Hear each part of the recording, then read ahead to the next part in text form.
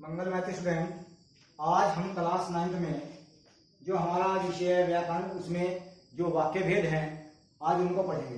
देखिए, हिंदी में वाक्य के दो प्रकार होते हैं, अर्थात कह लीजिए दो भेद होते हैं। पहला है रचना के आधार पर और दूसरा है अर्थ के आधार पर।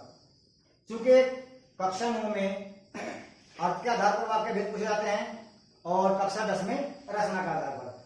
चूंकि हम कक्षा 9 पढ़ा रहे हैं तो इसलिए यहाँ पर अर्थ के आधार पर वाक्य भेद कितने होते हैं ये जानने का प्रयास करेंगे। तो सबसे पहले तो मैं आपको बता दूं कि शब्दों के व्यवस्थित तथा सार्थक समूह को वाक्य कहते हैं जिसका कोई सार्थक अर्थ निकलता हो। अर्थ के आधार पर वाक्य के यहाँ 8 भेद बताए गए हैं, अर्थात अर्थ के आधार पर वाक्य के 8 भेद होते हैं। पहला है विधानवाचक वाक्य, जिसको हम अंग्रेजी में पॉजिटिव सेंटेंस भी कहते हैं।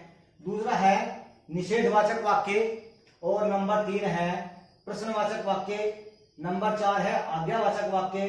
नंबर 5 है विस्मयादिवाचक वाक्य। नंबर 6 है इच्छावाचक वाक्य। नंबर 7 है संदेहवाचक वाक्य और नंबर 8 है संकेतवाचक वाक्य। अब हम इनकी पहचान कैसे करेंगे तो देखते हैं हम। विधानवाचक वाक्य अर्थात जहां किसी कार्य के होने का पूर्ण ज्ञान हो, अर्थात क्रिया द्वारा कही गई बात को हम ज्यों का तो स्वीकार कर लेते हैं। जैसे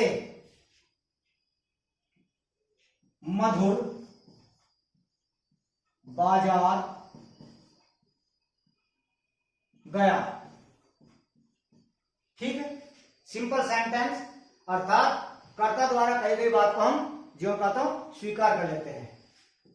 नंबर 2 निषेधवाचक वाक्य, यहां क्रिया से पहले नहीं शब्द का प्रयोग करते हैं। जैसे मधुर बाजार गया, तो हम इसको अगर निषेधवाचक बदले तो मधुर बाजार नहीं गया, यानी कि यहां पर नहीं शब्द का प्रयोग होगा, अर्थात किसी कार्य के न होने की सूचना मिलना निषेधवाचक वाक्य कहलाता है।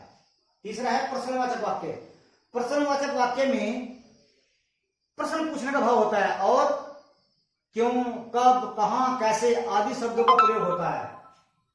जैसे इसमें अगर इसी को बनाना हो तो मधुर बाजार क्यों गया, क्यों आ गया, या मधुर बाजार कब गया, कब आ गया, अर्थात प्रश्न पूछने का भाव, कुछ जानने की इच्छा हो, जिज्ञासा हो।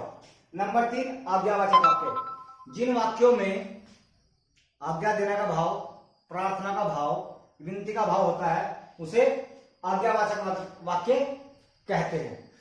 जैसे मधुर तुम बाजार जाओ या राम तुम पढ़ो, जिसमें आज्ञा देना हो। फिर है विस्मयादिवाचक वाक्य। विस्मयादिवाचक वाक्य में इसमें हर्ष, शोक, घृणा आदि के भाव प्रकट होते हैं, उसे विस्मयादिवाचक वाक्य कहते हैं। और उस विस्मयादि जो शब्द है उसके अंत में विस्मयादिवाचक चिन्ह लगता है। जैसे अरे आज वर्षा होगी, अरे आज वर्षा होगी, इस प्रकार के भाव। छी कितना गंदा दृश्य है, वाह क्या बात है, ये विस्मयादिवाचक वाक्य कहलाते हैं।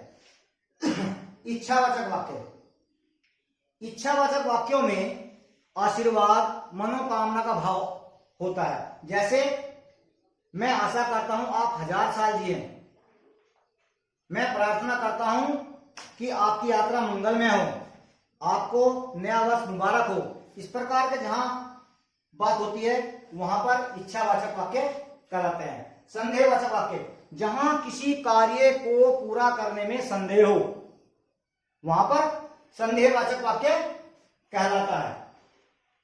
संदेहवाचक वाक्यों में